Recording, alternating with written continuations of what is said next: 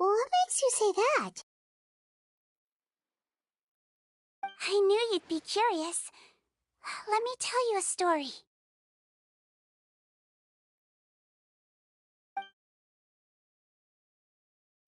The verdict came down. This Melusine is guilty. The Iudex defended the authority of Fontaine law, but he did not confiscate the Melusine's medical kit. And so, the fortress of Meripede gained a new little doctor. She still wore her hood and raincoat, even though it never rained in the fortress. Perhaps thanks to her human appearance, no one refused her treatment. She treated more and more patients, and her sentence grew ever shorter. Finally, the people of the fortress could not live without her, and though her sentence ended, she did not leave them either. Then one day, she received an invitation from the outside world. The location seemed familiar, and when she arrived, an old lady was waiting for her. She saw right through the Melusine's disguise, but didn't reveal it. Instead, she asked a question. Tell me, why do you think you gained the respect of so many people, despite being a Melusine? Because I look like a human? It's been 50 years, Sijuin, and you haven't aged a day. I think everyone knows you are not human. I finally found you, after all these years. I still remember, you know. It was you who saved me that night. But how? I was no longer a Melusine by then. Does it really matter if you're human or Melusine? I remember the warmth of your palm. It's quite unmistakable. And you know what? It hasn't changed one bit. You don't have to hide anymore, Sijuin. These days, everyone wants to make friends with Melusines. And I think that it's all because of you.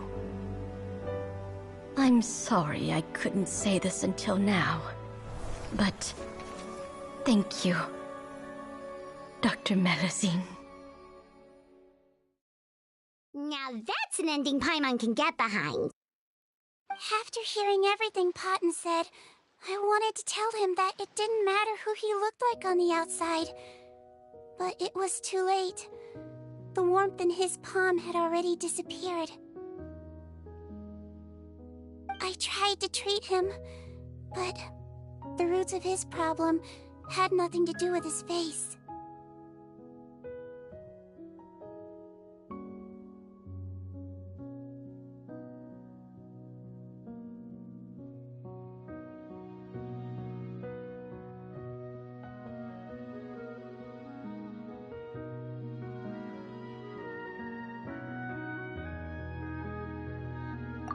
I understand. Thanks, you two. I appreciate you being here for me while I talk this through. Oh, it's nothing. Our pleasure. Oh, there's one more reason I invited you here. It's about time I finally give you what I promised. In order to restore the appearances of the face-swapping victims, the Marechaussee Phantom gave me special permission to make a few bottles of that potion. And I made one extra just for you two. We don't need it though. Shouldn't we destroy it? Well, even if you chose to destroy it, I still thought I should give it to you first. You two did so much for me. How could I break my promise? Well, fair enough, but anyway, Paimon's definitely not interested in this stuff anymore. Still, if this is the very last bottle in all of Teyvat, getting rid of it would feel like kind of a waste. Maybe we can give it a special meaning somehow. Oh, Paimon's got it! Melusine physiology wasn't affected by the Great Flood, right? So that means the potion should have a permanent effect on you. In that case, what do you say, Cedrine? Ever thought about transforming back to the way you used to look? After all, from a Melusine point of view, Paimon bets Melusines look the cutest of all! Paimon, after everything, do you really think it matters whether I'm Melusine or a human? Well... What was Paimon thinking? You made up your mind a long time ago! Yeah, let's just destroy this thing! Leave it to me.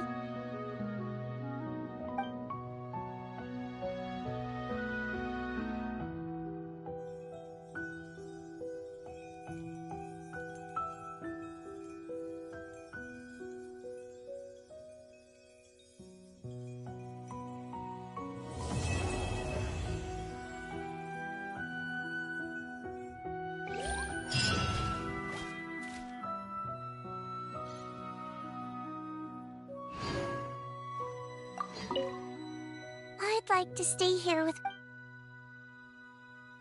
I'd like to stay here with my teacher for a little longer.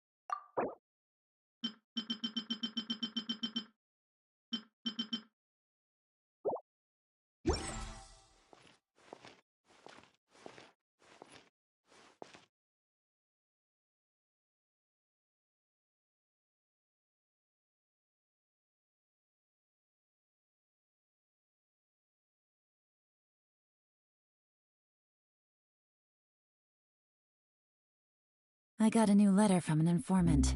Looks like the situation is...